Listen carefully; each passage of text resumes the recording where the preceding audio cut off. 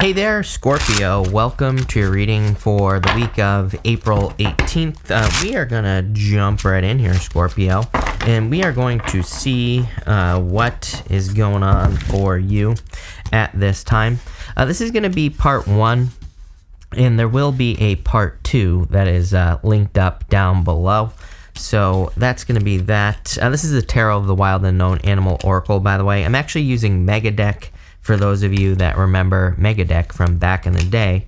But let's see here, Scorpio.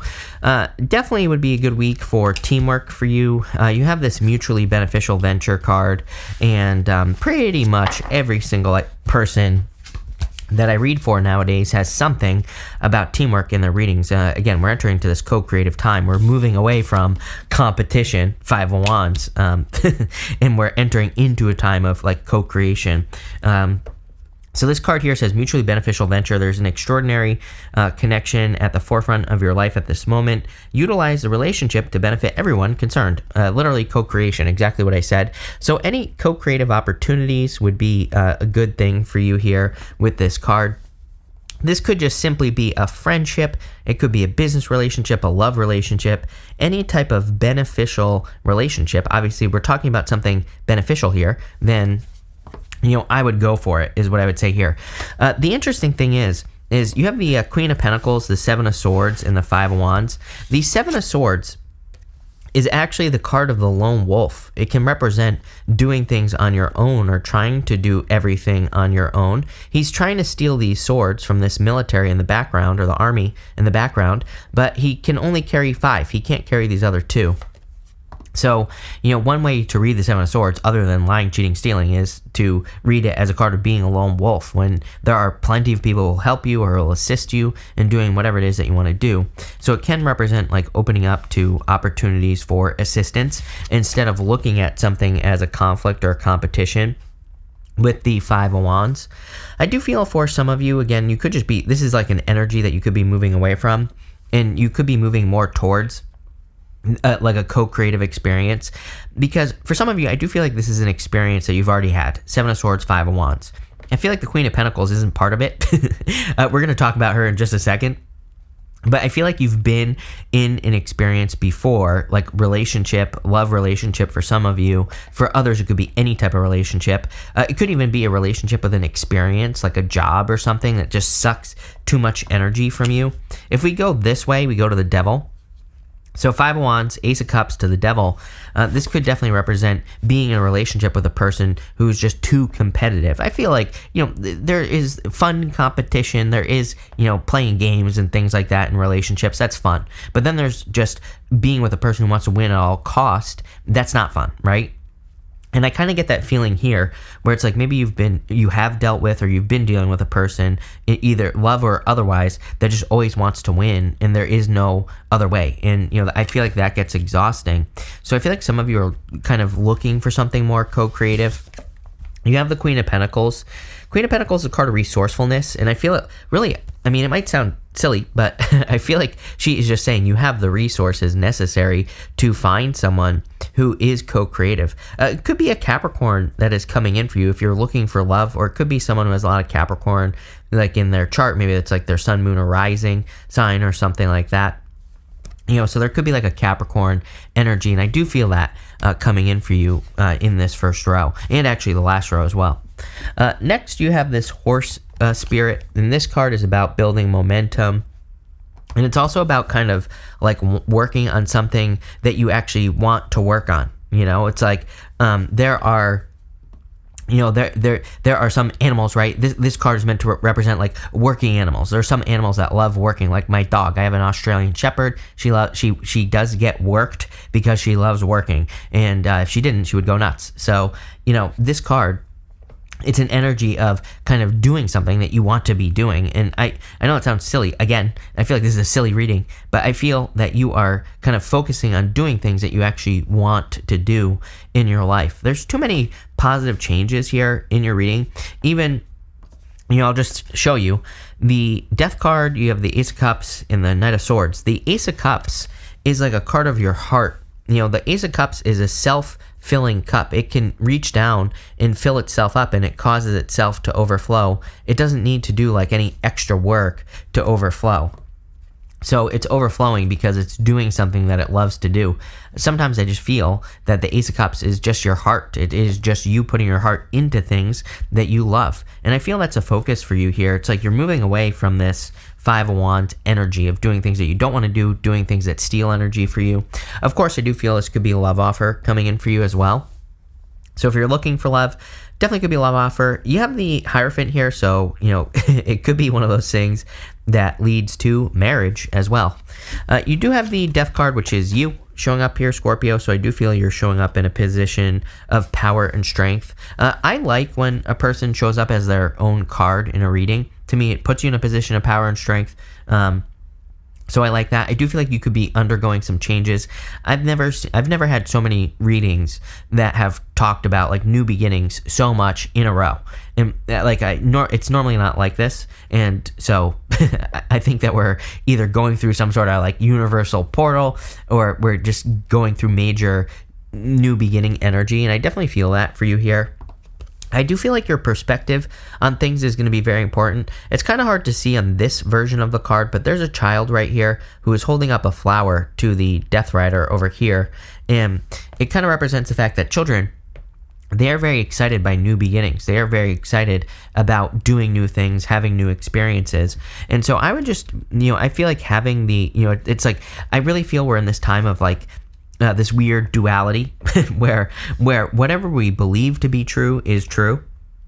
And what I would say here is that kind of looking at new opportunities as exciting and fun, or having questions about things like a child would, that's just going to be so much better than holding on to old traditional beliefs. This guy right here, he looks like the Hierophant, right? He kind of looks like a pope, and he represents old traditional beliefs. And we have Neptune and Pisces right now. Neptune and Pisces, I always say, is a direct challenge to traditional beliefs. Like Neptune and Pisces just says, why do you believe certain things that you believe? Neptune and Pisces is like beliefs that we believe because, someone told us when we were children to believe it. Whatever that is for you, it doesn't matter. And so a lot of, I see like a lot of tradition, quote unquote, traditional beliefs are kind of changing in some way. Hopefully definitely for the better, I feel. But I feel like a lot of you could be questioning certain beliefs, and it could be about anything. You have the Knight of Swords here.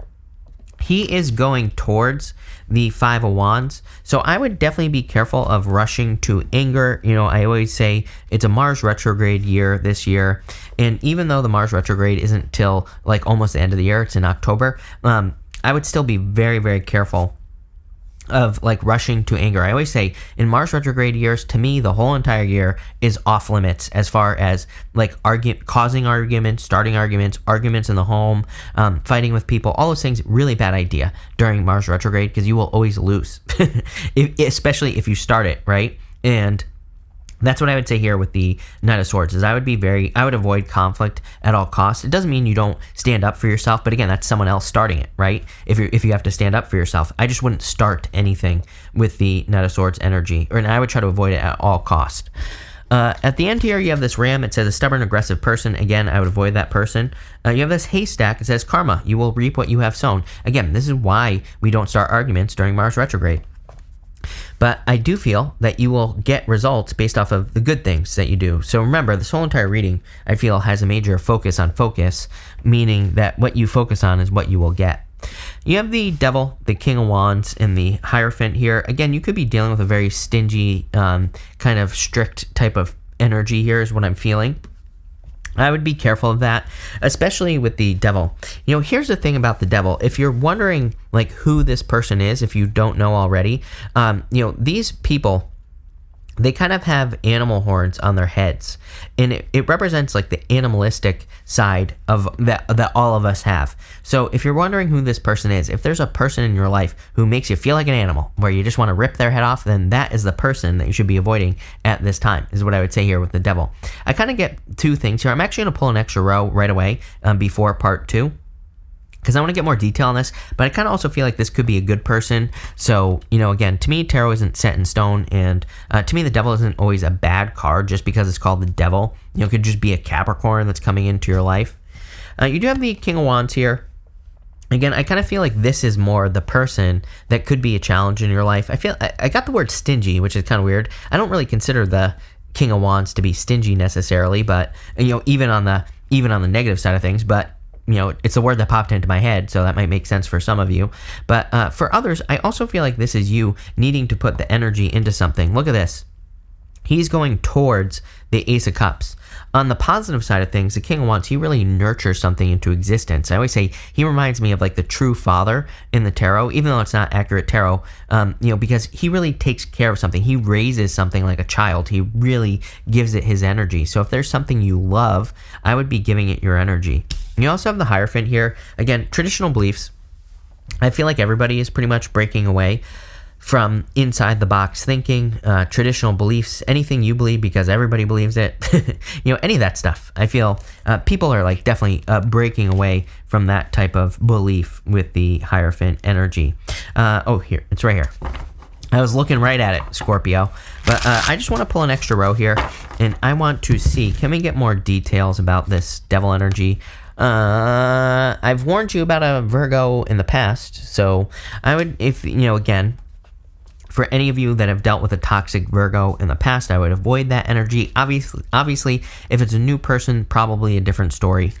You have 2 cards here, Ace of Pentacles and the 9 of Wands. This looks like you taking a chance on an opportunity. So there could be a new opportunity coming in for you that kind of looks like an old opportunity with that 9 of Wands. 9 of Wands says swing the bat again. I do feel this energy for a lot of people right now that there could be, and we have the Mercury retrograde coming up on May 10th as well. And what I've been getting is that, I've been getting the word resurrection a lot in readings. I don't think a person is coming back from the past. I don't necessarily think you're going back to the exact same old idea. Maybe redemption is a better term to be using here, because it's almost like you are redeeming yourself on something that you've done in the past, but that didn't work out. It's like maybe you had a failure in love, now you're meeting a new person, and it's like a chance at redemption to have a positive relationship, or it's a chance at redemption to have a successful business when one didn't work out in the past, or a job, whatever it is. If you get an opportunity, I would take it. Fool.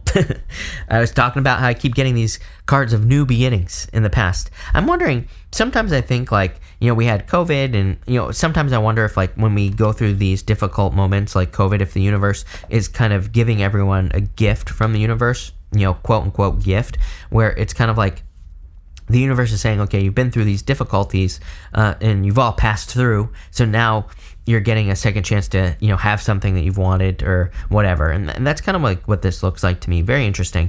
But I like where this is going. So part 2 is linked up in the description down below.